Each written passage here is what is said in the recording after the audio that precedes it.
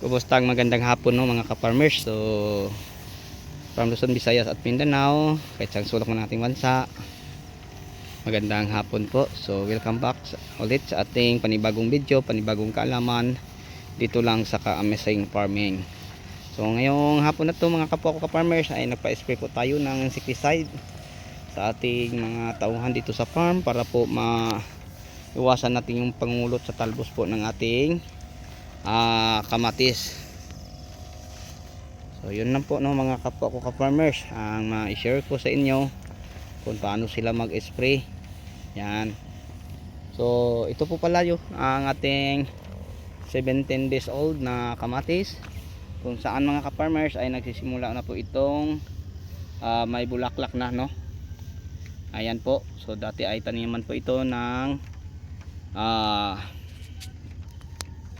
ampalaya, tapos pinalitan natin ng kamatis. So double row po ang ating kamatis mga ka-farmers. Ito po ang ating double row. Ayan, meron tayong 4 na katao na nagbomba.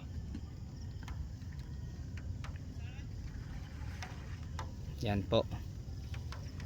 So maganda na po ang tingnan ng ating mga kamatis kasi 17 days old na po siya ngayon. Naitanam natin to ay November 20, 21 no, 2 araw lang natapos namin to. So ganito din kalawak ang taniman natin ng kamatis.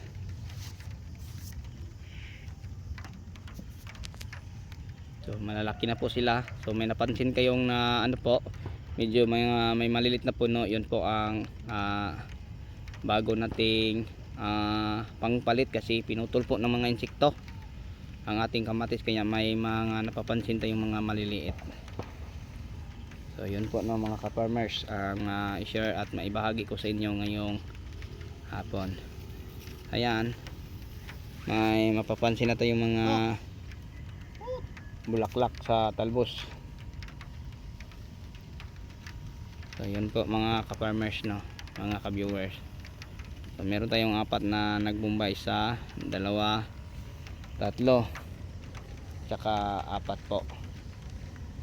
So mabilis lang po to mga kapwa ko ka-farmers ang pag-spray nila. Yan. So ganyan lang ang pag-spray, mabilis lang. Lalo na pag 4 sila, pinagtulong-tulungan lang. Parang madaling matapos.